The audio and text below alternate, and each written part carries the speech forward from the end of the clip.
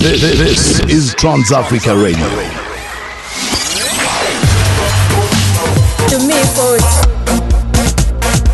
9 minutes after 7 a.m. Central Africa time. You're listening to the station of the gods, Trans Africa Radio. It's the Get Up with myself, Bags, in studio this morning. She is right here with me, side by side. Again, Abusheni. Yeah. So your music, as well as your performances, are so energetic. But specifically your music, I'm trying to figure out, what is it like in studio when you're recording tracks like Do Me Phone?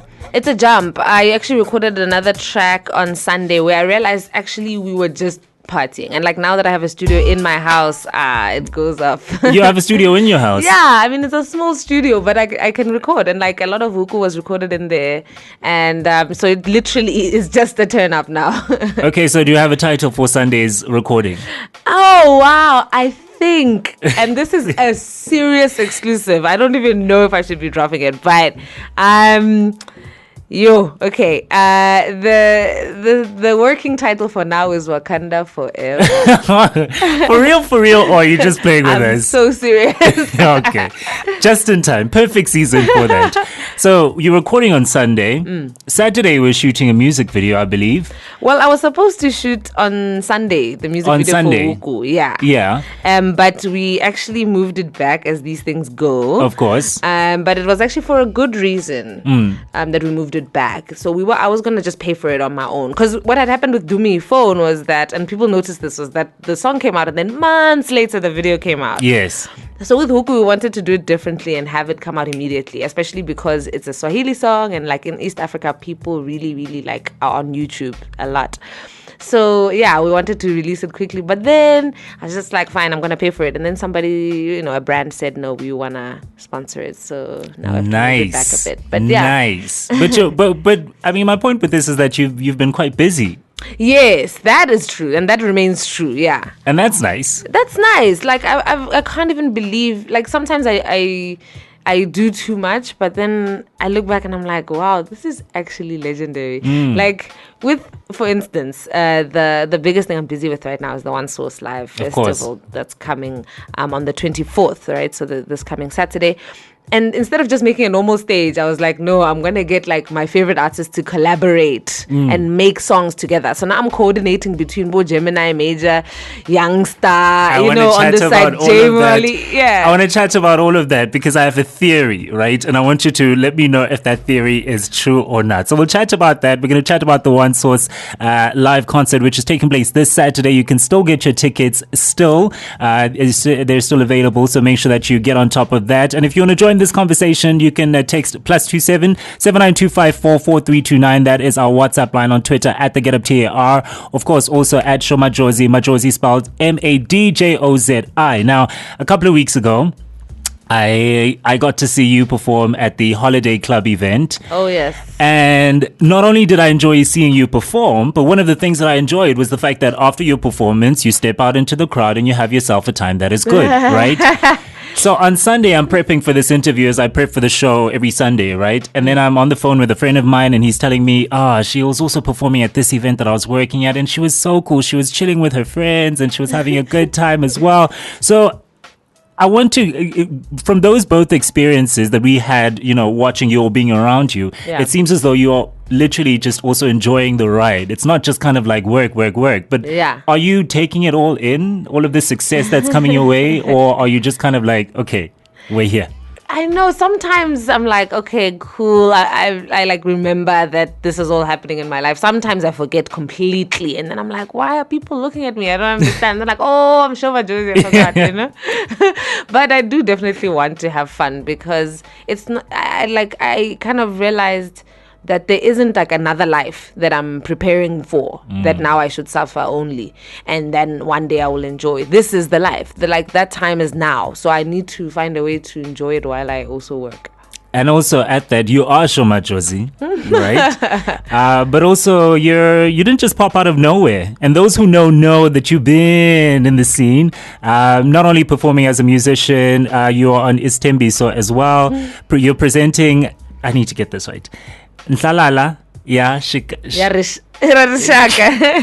Girl, what you said. Okay, that. Which actually, I was checking that out yesterday as well. And it also kind of speaks to all of that you represent as well, which is, taking pride in your culture. And I see you travel a lot. Yeah. Tell us a bit about some of these projects that you're working on. I mean, with Hlalala in particular, and Hlalala Rishaka is a TV show that I present, and I speak almost 100% in Xitsonga on that TV show, because as much as I get big, in the rest of the country, and as much as like even outside of the country now, people are starting to pay attention to us, my core fan base remains in Limpopo, and I want to make stuff that they can watch and that my granny can watch, because she doesn't speak like any other language. So I that remains important to me, and that job is very important to me. What other projects?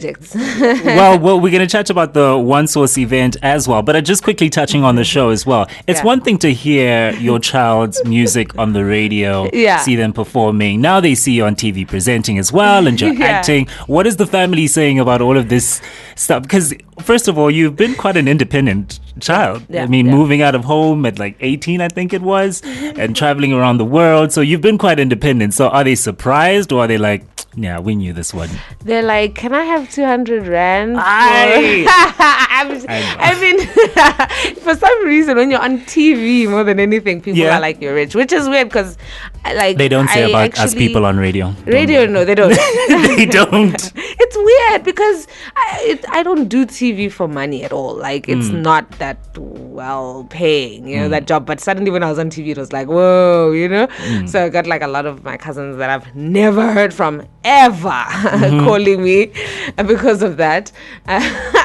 But otherwise, people are supportive. Like, my immediate family is super cool. It was a bit hard, I think, for my mom because she's a pastor. You're a PK. Yeah. Okay. So my music is not like that. How do I put it? I'm young and wild and free, I guess. Yes. So I saw this other video yesterday where you were performing, I think it's at Tax or something of the sort. And the crowd goes wild when you step on stage.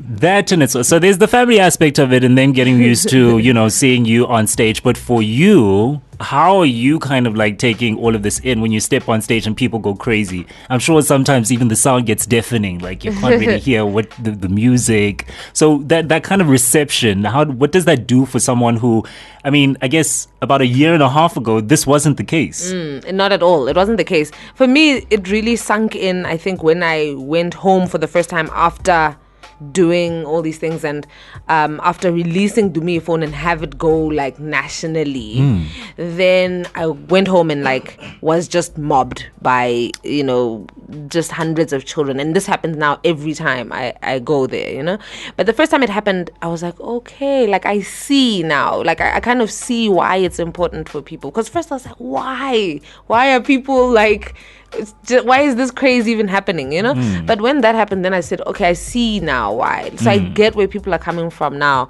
and I sometimes try and like step back from myself and say, if I wasn't me and I saw a girl like me doing what I'm doing, I'd be my biggest fan as well, There's nothing like love from home, from your people, from your hood where you grew up. Yeah, and then recognizing. Exactly. And so on that level, it's like if I saw a Xitsonga rapper that like, and at whatever, if I was 10 years old or something and saw myself, I would also be crazy, But then as well, I feel like I also realized I represent so many things for different people. There's this thing where people, it's not even about Xitsonga anymore. It's about being proudly sort of black, being proudly, what you actually are, instead of this thing where we must pretend to be one thing when we're like in the suburbs and then we're a different thing in the weekend, like Kokasi. And isn't it one of the things that I find interesting, with being yourself, we're still going to chat about the One Source event, but I was looking at the lineup and I noticed, of course, Bongo Muffin is part of the lineup, and immediately for me I drew a parallel between you and Thandiswa. So I'm Xhosa, right? And for a lot of Xhosa people, she was also quite a pioneer in the way that she dressed, with the music that she was releasing, strictly Xhosa and traditional in a sense, but also you listen to songs like Ingoma and it's, it's nice and vibe. You can vibe to it. And that's exactly what you're bringing as well for the young Chitsonga girl or Chitsonga boy who's listening to you in mainstream. Yeah. And, taking the language as well as the culture to not even just the streets, but the stages and the TV screens as well. Because we're seeing you everywhere now. Yeah. I mean, it's funny that you'd say that because I am deeply inspired by Thandiso and she's like a fave of mine, and my hairstyle inspiration comes from her. Nice. When I was like, cover the braids. Cover the do. When I started doing these braids when I was like 17 or 18, it was because she had these big braids. She used to do these big braids on the sides, yes, and wrap them in beads. It was very hectic, and I was like, I just want to be like her. And but I need to also go to school, so I had to come up with a hairstyle that was like that, but was like a little bit more simple and was not going to get me into even more trouble than I was probably already in at school, So I did the side braids, I put beads at the end, but I just made like a day-to-day version of what something that you can work with. What she was wearing, and that's literally where my hairstyle comes from. And people really started to pick it up probably the people that were really ahead picked it up like maybe 2 years ago, whatever. But I've been doing this style for like years, which is cool. And then now obviously it's become this national hairstyle. But anyways, thank you for the comparison. I love Thandiso a lot, and it's for me, I try not to dwell too much on the cultural impact I have and just kind of be myself, because that's always what it's been about. You know? I don't think any young European ever has to stand for European culture. They just get to be who they are, and I'm just trying to be a version of myself that doesn't completely erase the fact that I am from a village, and I am from Limpopo, and I am from SA, and I am from Africa. It's funny you say that. I once saw a video of someone talking about how the thing is with black people is that whenever you're famous, whenever you're in a public figure, you always somehow have to represent all black people. It's like the whole nation. So now it's a Chitsonga performer. All of a sudden you are like the poster child for, you must represent everyone, which if that's the case, you're representing everyone quite well. So we're going to take you back a bit. We're going to play my favorite song. I already told you which one that is. We're going to play that just now.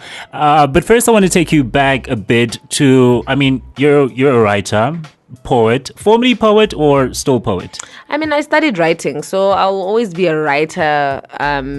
By training, I'm a writer, but I don't think I didn't focus that much on poetry per se. It's just that poetry is the most public form of that, know. Some people kind of know my poetry, but I don't think, for me, it's all in the same thing. You're an artist. Yeah, I write my raps. I don't freestyle them or whatever. I write them. I write movie scripts. I write poetry and whatever. All of those different things, right? There has to have come a point when you were young where you're like, okay, maybe I am different. Because now you're a presenter as well, and you're a performer and all of this stuff. Was there a point when you were young where you kind of were maybe when you joined the choir or something where you were like, okay, I think I'm a bit different. I'm not like the other kids. I kind of have more of an imagination. I think about stuff. I've got stories in my head. I've got songs. I've got words. It didn't really play out like that, because I just was me. I didn't know any other version of me, so I just thought this is me. I didn't really pay attention to it. And it's only looking back where I'm like, that's just weird now. When it's like I never used to, if I was upset or something, I never used to talk. I didn't talk a lot when I was younger. So I would write everything. I would write letters to my parents you really upset me now. Really? Whatever, and all these things. I was very I'm sure they'd be, so they'd be upset that perhaps you did something, but then it's like, but she wrote me a letter though. My child is writing and she's reading. Because you a lot of the gifts that you get were books when you were younger, right? Yes, and I was named after a writer. Oh, yes. Because my real name is Maya, after Maya Angelou. And it was actually my parents who got me published first, where I was writing in my diary, minding my own business. Then my mom came and read it and thought, that's poetry, and submitted it to a poetry competition when I was 11. And it won one of the prizes, and so it was published, right? So I was like a published poet at 11, almost not by choice. Snap on that. Yeah. So, I think I was, I don't know. My parents kind of also inspired that a lot. In that regard, it's almost like they planned it in a way.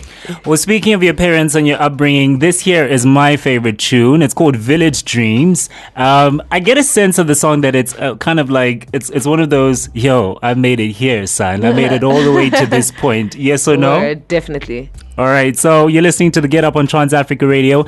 My name is Bags, and of course, my guest this morning is Sho Madjozi. She's here for the full hour. If you want to ask her or tell her something, our WhatsApp line is +27 79254 4329. Twitter is at the Get Up TAR. You can also hashtag the Get Up. And when we come back, she's going to tell us about that HUKU track, which you can stream or download on all music platforms now. And she also needs to tell us about being a rain queen. So we're going to be discussing all of those stuff. Right now, this is Village Dreams by Sho Madjozi. Village Dreams, Sho Madjozi, and she's in studio with us this morning to chat not just about this song, but about all of her music that she's blessed us with. So listen, I mean, since you're a friend of the show, aka my friend, I'm going to need the instrumental to that track so that I can play in the background while I'm doing my links. If you can just hook a brother up with that. I got you. I thought you were going to rap on it. I was like, hey. I mean, you know, I could spit a rhyme, you know, like here and there, okay? Like, I've got the bars. Hey. Not so much, but... So, you've got a couple of tunes out right now. Recently just released HUKU. Yes. When is the album coming? Are there plans to release it anytime soon? I've always wanted to release an album, but like, you know, the world is changing, and then you have to look at what actually makes sense as an artist. Like right now, people really consume singles, you know? And so I want to make an album. Some parts of my team are like, why? You know, at this day and age, whatever. So we're still figuring it out. If it was up to me, I would be dropping one later this year. I still might. Like, I still might go behind their back and do that. I'm going to persuade you and say that as much as we have been advanced and streaming is quite a thing, you know, we are in Africa and people still deal in hard copy. So for the fans back at home, you know, who aren't necessarily on those platforms, it would be good for me to hear a Village Dreams, pop it in my car or, you know, in the hi-fi at home, etc. So I'm gonna hold you to that album. And if you need any help trying to pick a title, I'm also here for you. Okay, what you got? Sure, I'm here for you. What you got so far? Eta. Sorry, that's like you put me on the spot there. I wasn't really thinking. I'm so glad you didn't chicken out though. You went for it. Listen, okay. I was thinking of calling it, I don't know, Limpopo Champions League. I don't know. So part of your bio. Yeah. That's my like thing. A sports team. Like what's the Limpopo Champions League? It is a sports team because people also don't know that I'm the captain of Banyana. Okay. No. Okay. I mean, You like, know come what on. happened? I'm trying to check my notes. I'm like, but I didn't come across that. When would I get the time to do this?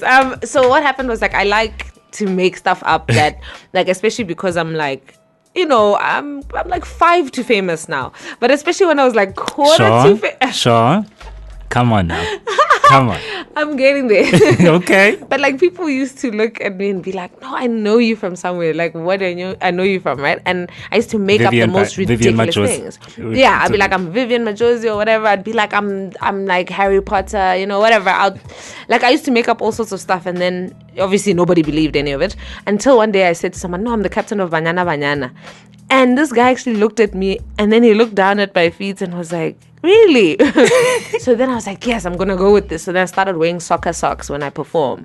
Like people who've seen me. Oh. Because I thought, yes, I can. Got it. I can run with this. And then I was like, no, off season. So somebody said, no, you're not. Like I started using it all the time. I'm the captain or whatever. And then someone said, you're not. Like I know the captain. And her name is so-and-so. And I was like, yeah, but like off season right now. And I play for the Limpopo Champions League, you know? And that's all it is. But it's all about this whole movement of just being whatever you choose to be that day. Yeah, exactly. So who did you wake up today as? Today I'm really, really feeling myself as like actually what I always thought Sho Madjozi would be. So I think for today, I'm Sho Madjozi. That's nice. That's nice. I like nice. that. So you said the album has a possibility of coming through later this year. Just in terms of the singles then, which producers are you working with? And also tied to that, how do you... Okay, this is a very loaded question. In terms of collaboration, how good are you with collaborating? I mean, now you're collaborating with a couple of artists for the stage at the Absolute event. Right. So how good is your collaboration skills? And also in production right now, who are you working with? Everybody. I work with basically whatever vibes actually work. Because right now, it's really not going to be that one person is going to be making all the hits. At the moment, what you're going to have is that many people are going to be contributing to the bangers that we hear. It's an old idea that, like art would be centralized towards like a few specific people. It's just not the age of that anymore. So, for instance, HUKU was made by a 17-year-old boy in the Eastern Cape. Mtasekhaya lo. Sinjalo ke we do make hits. We do make hits. Give him a shout out like properly. Well, I'm Siana. Molam Mtasekhaya go up. Like, do you know specifically? I'm not sure exactly. Siana, shout outs and fit. Shout outs. Ngoba we connect on the airwaves, you know what I mean? Oh, the digital whatever, the internet waves. How did you meet Msiana? So with Msiana, he was involved in the production of Dumi Phone as well, and I was just like, who is this kid? And like I followed him up, and it was hard to find him because half the time he's in class, and like he's like, oh, my mom won't let me. Wow. Like, because these kids are young. Like, really, if you look at the kids who are actually making the beats that you hear, they're babies. Like, they're very young, So we literally just chat on WhatsApp, and he sends me stuff, and like I say, oh, okay, I need this and that as well, and whatever. I also like the track that I told you I was recording on Sunday. Was with this guy who met me at like the supermarket, and he was like, Sho Madjozi, I can make beats. I'm like, cool, send them to me. This kid followed me home, and I'm like, I can see someone's following me, so I just stopped. I'm like, what's up? He's like, just listen to this one beat. When I heard that beat, it was fire, and so I literally didn't know him at all, and now he's gonna be like the producer of my next banger, so that's the kind of way that I have been working and like to work, and I love to collaborate. So I'm actually really, really, really enjoying these collaborations that I've set up as well for my stage at One Source Live. We're going to chat about that actually just now. Random question for you. Who's the most famous person on your phone? On my right phone, now? how? Like right that now, I have their number? Yeah, you have their number. And when you call, not just have their number, but when you call them, they're like, oh, hey, Sho Madjozi. Sure, there are many. I don't know. How do we count? I mean, the most famous one. Let's start with just the most famous one. Jeez, I don't know. I have to check with my manager right now. I don't know. Who do I... Because it's crazy. Like, now I talk to these people. They're part of your life. They're part of my life. In fact, my thought is, and this is the theory that I was telling you about earlier, right?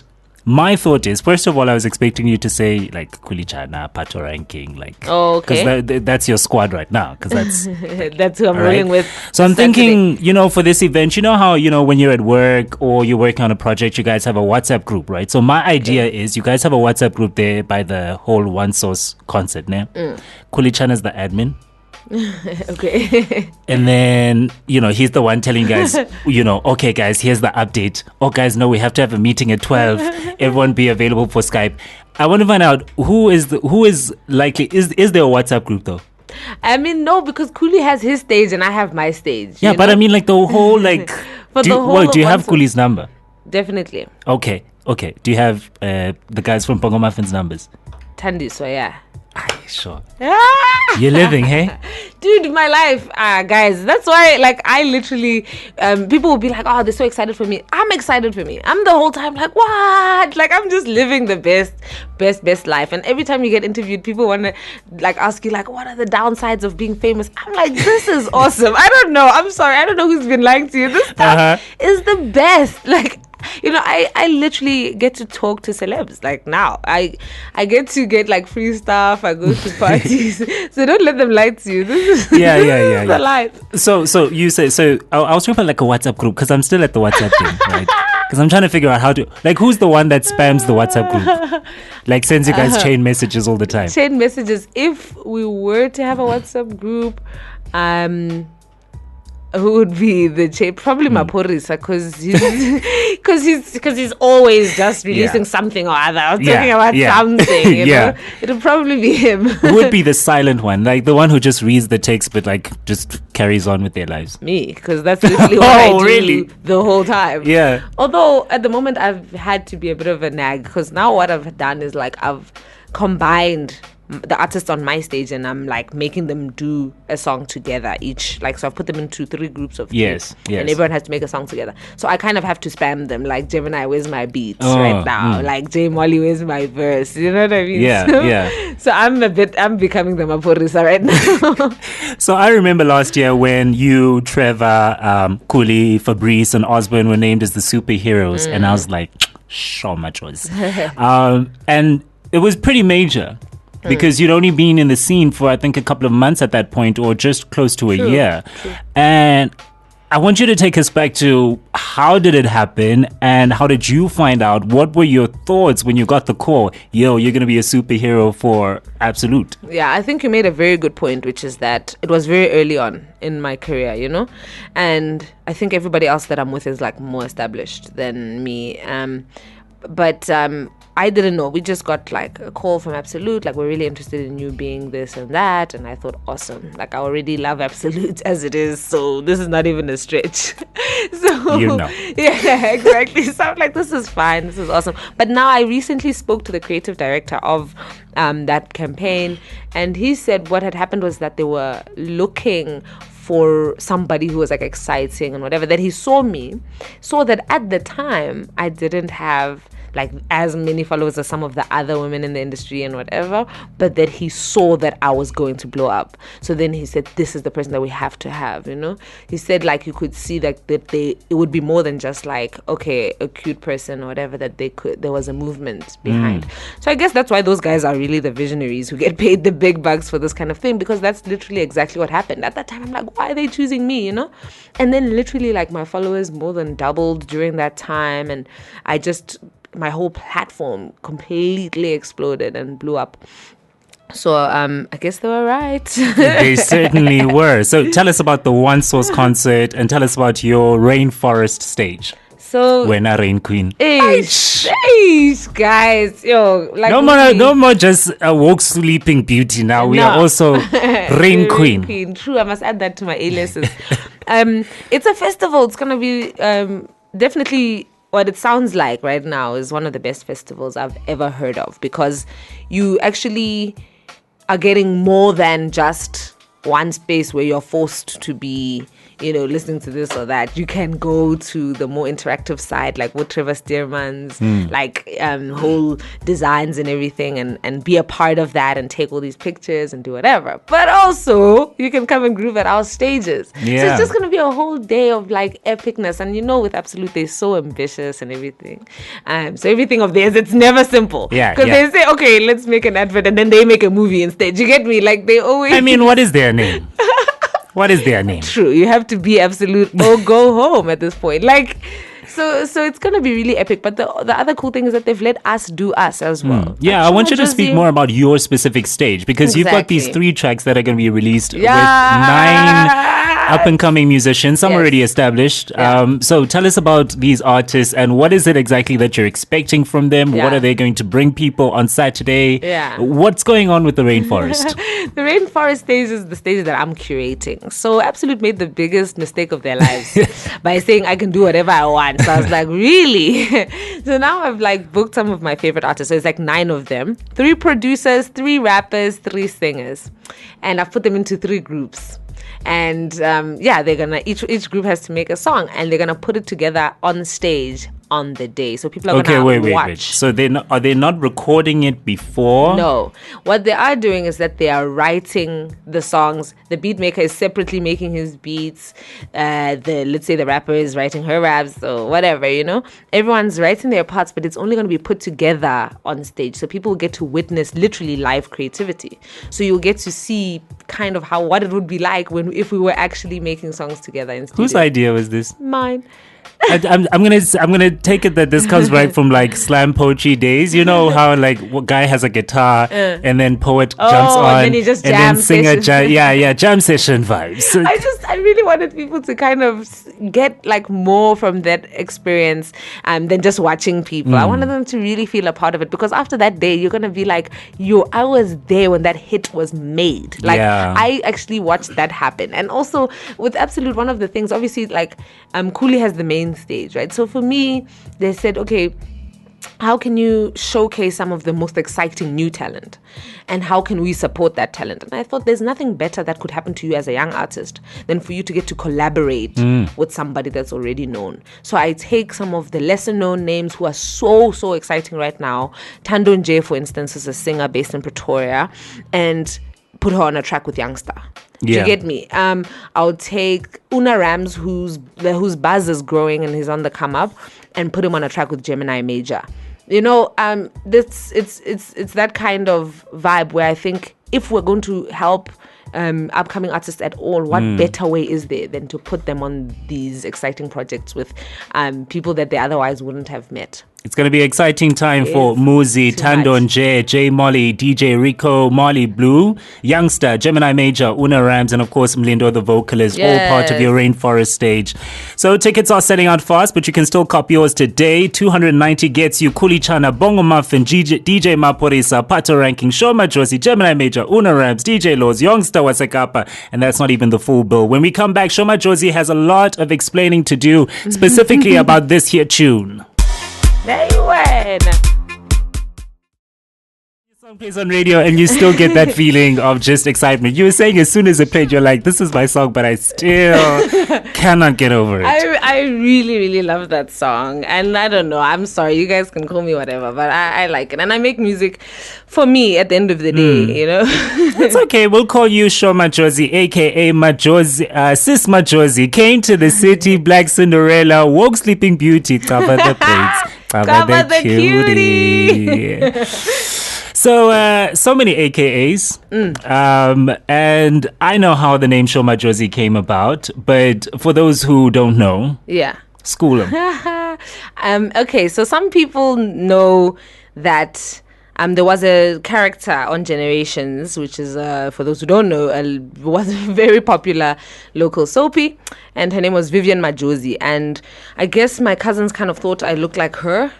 So they did they do that whole thing of like, you know, like comparing, like, especially I find this a lot in the black community, like the light skinned ones, you always get compared to like some celebrity, because it's like we need to make sense of this. Okay, when I get Vivian Madjozi. For me in particular, because I'm mixed, so I looked like, you know, different to my cousins and stuff. So I think they were just like, why does she look like this? And they were like, oh, but here's this other person on TV that looks like that too. Sharp. We'll representation is very important. Yes, that's exactly it. But then everybody was some kind of TV star name. We would put ourselves together when we played, right? Like into these weird names of people that weren't even in the same world. For instance, I'd be like, okay, I'm Vivian Madjozi, whatever.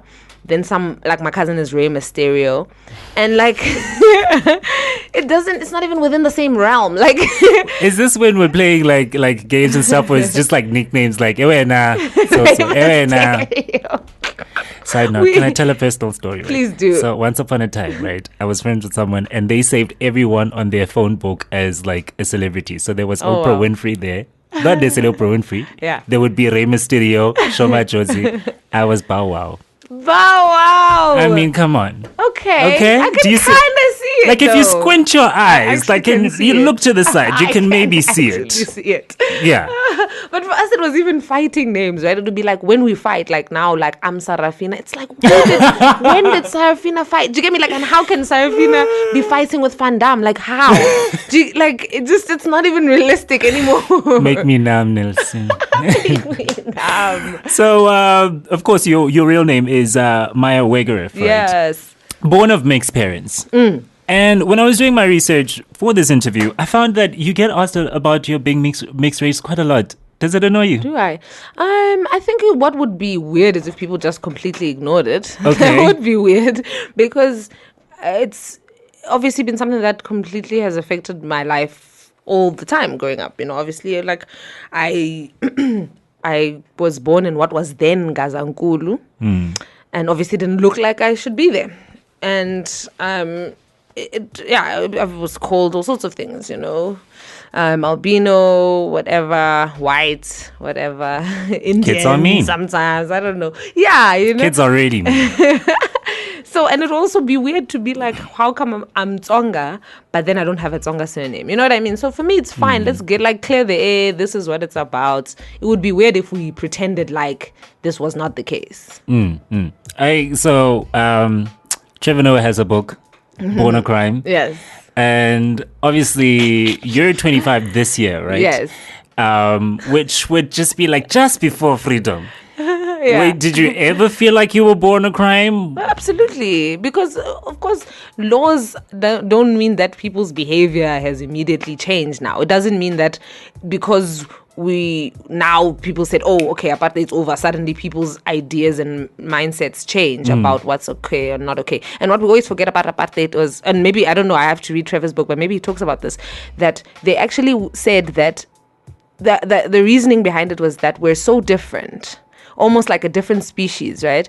That if we mixed together, that would be really messed up. So, for instance, when I was born, there was this feeling of like, oh, what is she going to come out looking like? Is she going to be like super weird or whatever? Because they had like propagated this idea, yes, that I would be like, there would be something wrong with me, like physically or whatever. I would not be fully formed, or you know what I mean? That they try to make it like that would be like different species creating, which is completely ridiculous, obviously. But that really propaganda generally is. True. Yeah. But then, like, people held on to those ideas. And so people thought I was going to come out looking super strange. We've had run-ins where people wouldn't believe that my mom was my mother. And, like the police. And several incidents where you really felt like, yeah, that really is the South Africa that, you're living in. But luckily... In South Africa, our land. Our land, bruh. And, but for the most part, when I was in my village and stuff where everybody knew me and everybody knew my family and I was really just related to everyone there, then it was like a safe kind of space. So I did luckily get to live a lot of my childhood just being a normal girl. And yeah. So, gonna take it back to HUKU for a second. Now, I know that you say that, you don't like to explain your lyrics because we need to holler at a Tsonga friend that's gonna explain it to us. Shout out to Fumo, who helped me get that Avusheni correct, because I was voice noting. I'm like, I need to say hello in Xitsonga, so help me out. Yeah. So shout out to Fumo, he's my Tsonga friend. Nice. But I mean, it's a dope tune. We want to party to it on Saturday, on Friday, on Sunday. So help 100%. Us understand what are we saying there? If you ask, can I guess? Sorry, it's not to cut you, but can I guess? I'm guessing HUKU means the hook, as in the hook of the beat, like gets me every time. Oh wow! I wish it meant that. Okay, so you should come to the studio session. Okay, never mind. If you do ask a Tsonga friend about HUKU, they're really gonna look at you very confused because it's not Xitsonga. Check on that. What do you know? Guess this show is done. Where are the sound effects? I'm only one man behind this desk show. Come on.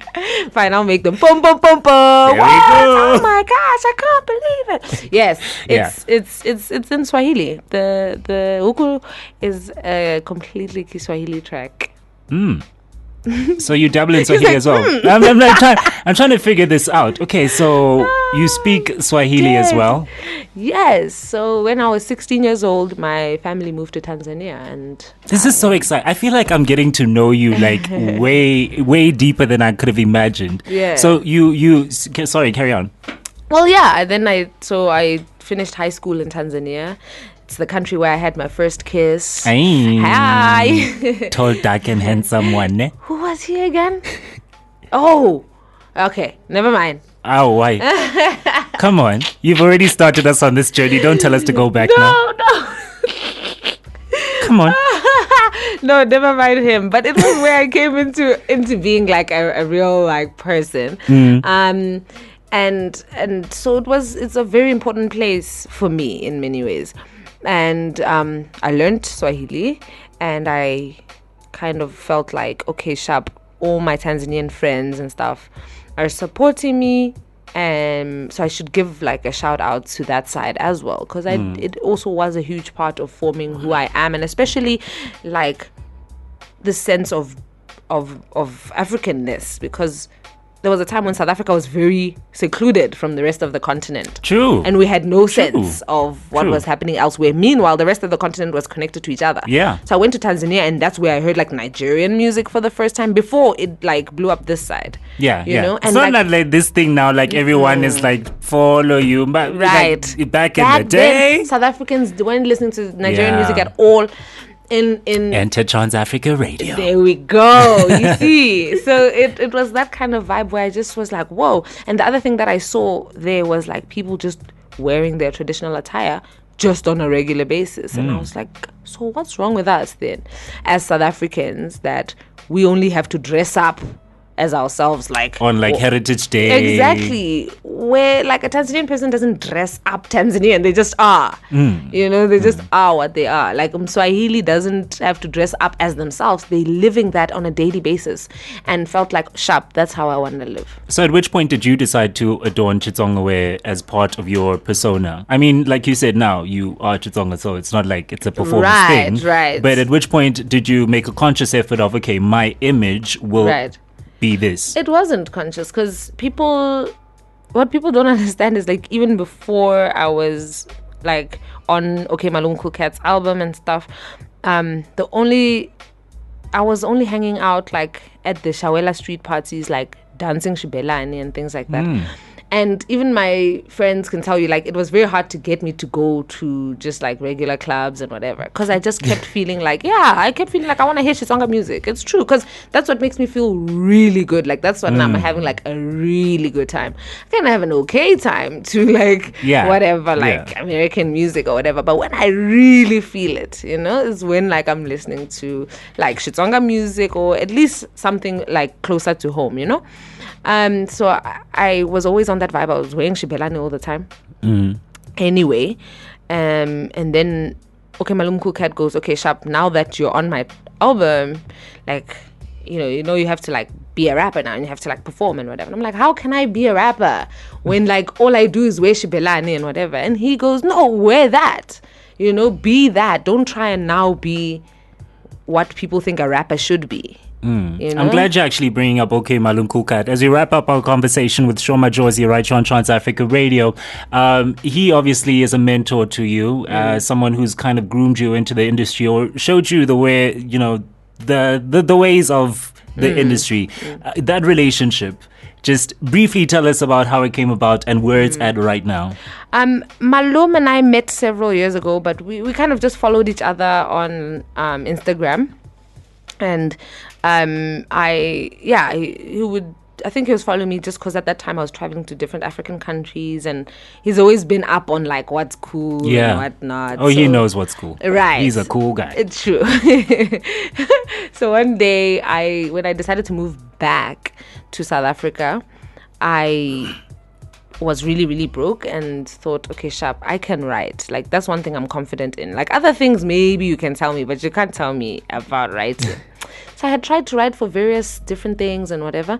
Then I thought, no, I'm going to write raps and sell them to people as their own raps. So I hit him up, said, yo, I write raps. He goes, okay, I'm working on my album. I sent him some of my raps. He's like, awesome, come into the studio. I thought to write for him. So I went in there with raps like as if Sorry. Okay, are we awake now? Now awake. Yeah. So you go into studio with him. Yeah, and thinking I have all these raps like I'm okay, Okmalumkoolkat on your track, like a whatever, like a race car. Okmalumkoolkat is your type, like an Asa, whatever. You know, I had written raps as him, you know. And then he was like, "What are you doing? Like, I want you to rap as you." I'm like, "Dog, I'm not a rapper though." So it's true that he has really been the one that actually. Well, firstly, the whole idea was his, because when I went to him, I wanted to be a ghostwriter. Mm-hmm. So he said, no, be a rapper, you can rap, and really pushed me towards it. And even throughout my career, he's always the one to let me know, like, okay, this like believe in yourself, like this is gonna bang. And he was the first person who said like, yo, HUKU's gonna bang. And I, as an artist, you have to have doubt, otherwise you'd be completely out of touch, Yeah. So I do doubt sometimes, like, is it that good, or is it just me that likes it, or is anyone else gonna vibe to it? And he like had sent me a message like, listen to me, that track is gonna bang. This is the one. Yeah. This is the one.